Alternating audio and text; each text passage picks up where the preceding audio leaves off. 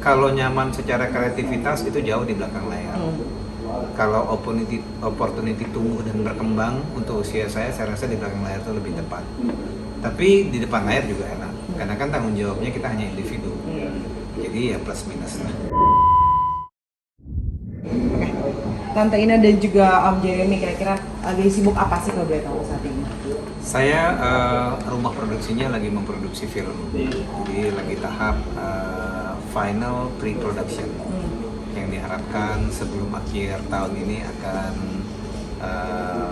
tayang di bioskop. Bareng sama Tante Ina juga atau gimana?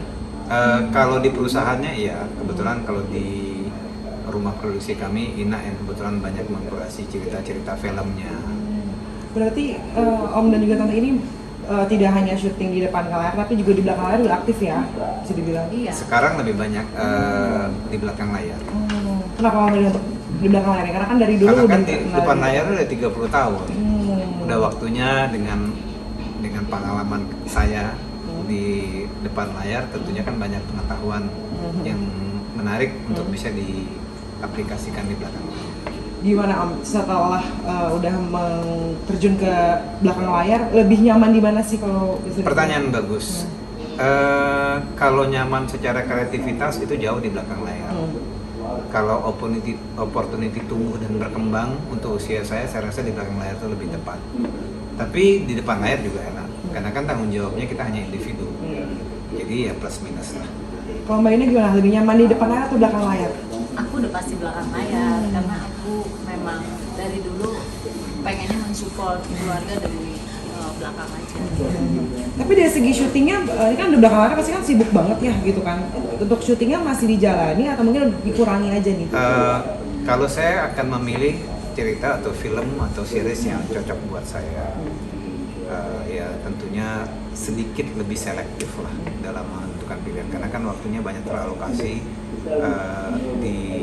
di pre-produksi, produksi sampai pasca produksi itu kan memakan waktu sampai 8 bulan.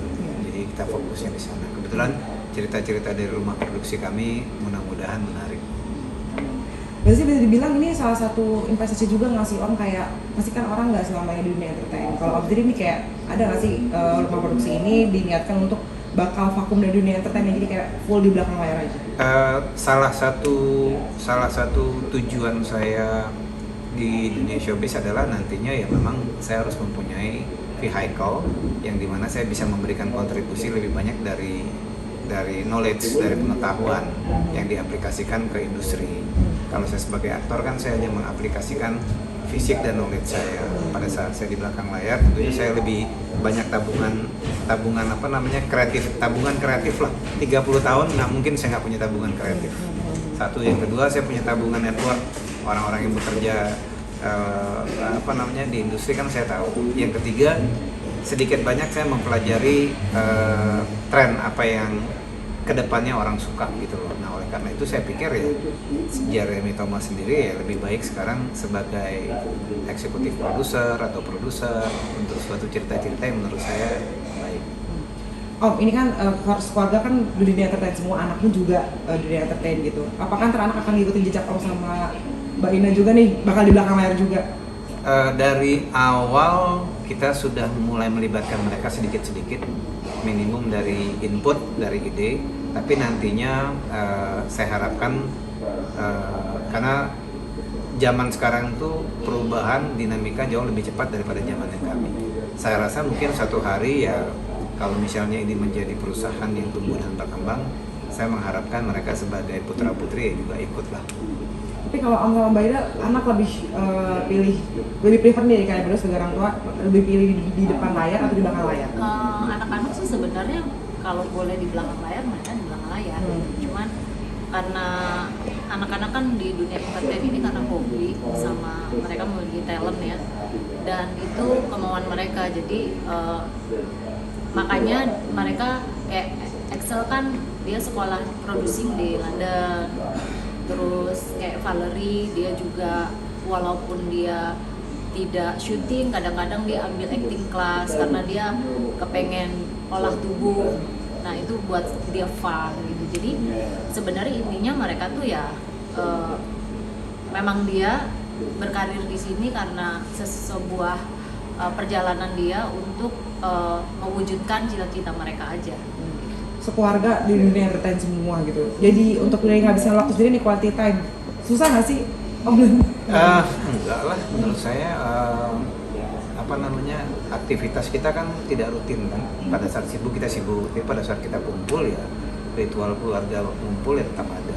Udah pasti kalau itu. Dan Susah sih, tapi bisa-bisain. dan anak-anak juga kadang-kadang kalau mereka pingin ketemu, pingin ngobrol ya mereka yang menginisiasikan. Tapi kalau itu so far sih nggak lepas lah kita dengan tradisi keluarga kumpul. Iya. Sempat itu masih om kayak kebawa kan emang suara kan acting juga, syuting juga segala macam, terus kayak pas di rumah tuh jadi kebawa acting juga karakternya Profesional. gitu. Karena kan suka ada yang kayak Nggak. bercanda gitu. Kalau kita enggak, kita profesional. Jadi pada saat kita menjalani peran, makanya kita bilang gini, Mbak, kita ini professionally paid actor, hanya berakting jika sesuai dengan kontrak dan tugasnya. Jadi kalau di luar orang berakting depan gua ya gua tahu kan pasti acting. Om, pada kalian dibilang family goals karena Ya, semua cantik, ganteng dan bener-bener karirnya juga naik. Dibilang family goals nih om. ya, thank you, harus kita aminin, terima kasih. Tapi menurut saya kami terus tidak berhenti untuk coba memperbaiki dari berbagai macam sisi kehidupan. Family goals ya thank you aja, kami happy dibilang seperti itu. Tapi kan semua itu harus ada effort. Semua itu harus ada effort, semua itu harus ada usaha, harus ada kerja keras. Nah, mudah-mudahan ini akan terus bisa berlanjut.